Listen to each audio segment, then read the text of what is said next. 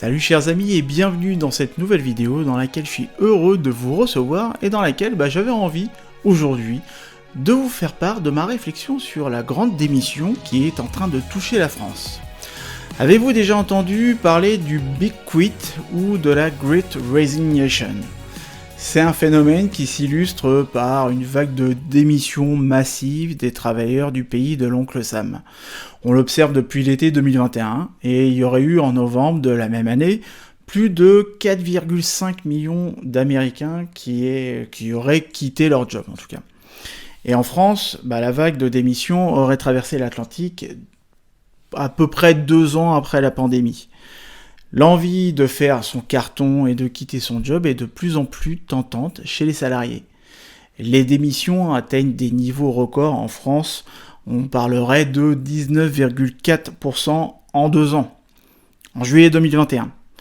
Et la crise sanitaire a été un élément déclencheur, révélant ainsi pour beaucoup d'entre vous que la vie est trop courte pour se faire chier dans un métier qui ne nous épanouit pas. Et que peut-être que le travail n'est plus aussi central dans votre vie. D'ailleurs, j'ai pu le voir dans une étude qui est à prendre aussi avec des pincettes, car j'ai vu cette étude-là dans une, on va dire, chaîne d'infos très controversée, pour pas citer de nom, dans laquelle on pouvait voir que le taux de personnes qui considéraient le travail comme central dans leur vie aurait soi-disant été de 83%, donc en 1999. Et aujourd'hui, ce pourcentage serait tombé à 19%. Donc avant de pouvoir vérifier ces sources, on peut déjà constater que beaucoup de personnes se trouvent insatisfaits au travail. Et peut-être que d'ailleurs c'est votre cas. Peut-être que comme beaucoup de salariés, vous rêvez d'une nouvelle vie en démissionnant de votre poste, ce qui révèle aussi forcément de nouvelles aspirations. Il y a un tel ras-le-bol général de la dégradation des conditions de travail qu'aujourd'hui, la plupart des gens n'ont plus peur de démissionner, surtout dans les métiers où il existe une certaine pénurie de main-d'œuvre, notamment dans certains secteurs, le BTP, l'hôtellerie, la restauration, certains métiers manuels. Et cette tendance est plus marquée chez les 20-35 ans qui préfèrent quitter un environnement de travail qui ne leur convient pas. Les 20-35 ans ne sont plus autant à la quête du Graal qui était le CDI il fut un temps. Et un autre effet de la pandémie, c'est qu'il y aurait 43% des employés qui seraient susceptibles de changer d'emploi cette année. Et cela, selon une étude réalisée auprès de 31 000 personnes, je vais y arriver, dans 31 pays, c'est une étude qui a été menée par Microsoft. Allez savoir pourquoi. Ainsi, il y aurait 53% des sondés qui avouent faire passer plus facilement aujourd'hui leur santé et leur bien-être avant le travail. Et ça, il y a plusieurs explications. Déjà, que le travail n'est plus considéré comme un moyen privilégié de s'épanouir. La crise sanitaire liée au Covid-19 a été un déclencheur car elle a accentué les dysfonctionnements qui étaient à peine visibles ou que l'on ne voulait pas voir à l'époque. Et elle a permis de changer son rapport au travail et de réfléchir au sens de celui-ci. Mais aussi de changer son rapport au cadre managérial, car vous l'aurez constaté que vous avez pris goût à l'autonomie durant cette période de télétravail, on va dire ça comme ça. En revanche, votre manager, lui, il n'a pas du tout apprécié de ne pas assouvir son besoin de contrôle.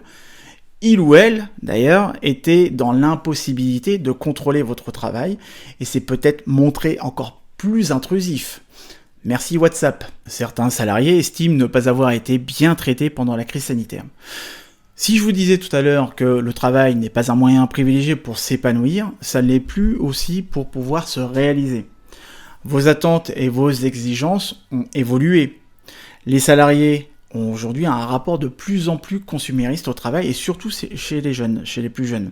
Et pour illustrer ce propos, qu'est-ce qui me fait dire ça en fait ? C'est qu'il y a quelques jours, j'ai demandé à une 50aine de futurs jeunes diplômés, je leur ai posé cette question en fait, pour qui le télétravail, un jour ou 2 par semaine, serait une condition de sélection pour leur future entreprise. Ils étaient la moitié à lever la main. Le télétravail, qui était considéré comme une hérésie à l'époque où j'étais consultant salarié, est devenu comme une norme actuellement. Alors que, à l'époque où j'étais salarié, j'entendais des managers faire des blagues à la con du style « télétravail, travail devant la télé ». Alors que quand vous télétravaillez, vous travaillez encore plus. Certains employeurs commencent à se rendre compte que le turnover a des conséquences et que ce sont toujours les meilleurs salariés qui démissionnent les premiers. Il ne faudra pas uniquement se demander comment revoir les rémunérations à la hausse pour attirer les meilleurs candidats, mais placer la qualité de vie au travail au centre des préoccupations. Et les entreprises en proie à des vagues de départ ne pourront pas s'exonérer d'un effort sur les salaires. Ça, ok, d'accord.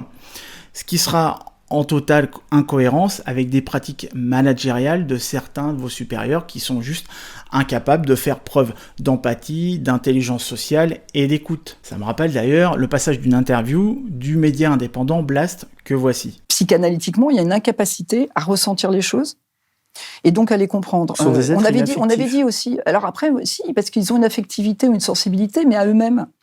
Ils ont du mal avec les compétences sociales, voilà. C'est-à-dire que pour pouvoir comprendre les situations ou les gens, il faut avoir un minimum de compétences sociales.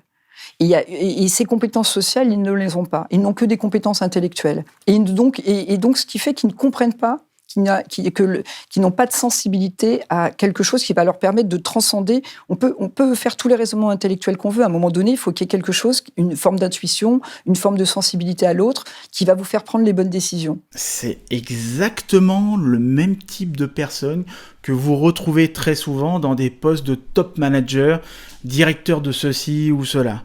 Vous savez, ces top managers N+3 ou N+4 que vous ne voyez jamais et qui font partie d'un petit groupe politique, managérial, qui gouverne de façon privilégiée et qui prennent des décisions sur ce que vous faites alors qu'ils ne connaissent rien à votre métier.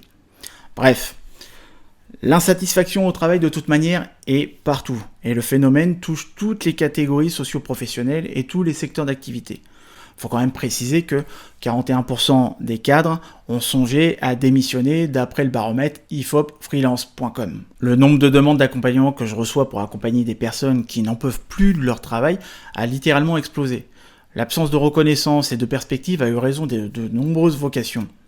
Et il y en a eu beaucoup qui ont décidé de créer leur propre entreprise ou activité pour ne plus avoir à vivre ces frustrations intellectuelles. Même si c'est pas forcément évident, ça peut être un petit peu compliqué de créer son activité, créer son entreprise, de la développer et d'en vivre. Mais aucun travail ni salaire ne mérite que vous y laissiez votre santé. Donc vous savez ce qu'il vous reste à faire. Voilà, je voulais juste vous partager cette réflexion, parce que j'estime que le changement du rapport au travail est très en lien aussi avec l'actualité du moment, l'actualité économique, politique, géopolitique et sociale de notre époque. Et on se désengage de plus en plus de son entreprise. Il y a comme une crise d'autorité vis-à-vis du management et les priorités de chacun ont changé. Et puis aussi, je vous invite d'ailleurs sur ma chaîne osebriller.com, sur ma chaîne Oser Briller YouTube en tout cas, vous allez pouvoir voir la vidéo sur l'équilibre de vie pro-perso qui je pense parlera à beaucoup de personnes et que j'avais publié début 2020, donc pile poil avant la crise sanitaire. Je pense que d'ailleurs la prochaine vidéo que je tournerai sera autour de l'insatisfaction au travail, mais dans un contexte de changement de métier. D'ici là, on verra. En tout cas, moi je vous invite à vous rendre directement sur mon site oserbriller.com. Si vous avez un projet de reconversion ou que vous voulez changer de métier ou trouver votre voie, vous pouvez me contacter directement via mon site à l'aide de l'onglet séance découverte. Et puis d'ici là, moi je vous dis prenez soin de vous, profitez-en et osez briller dans votre vie.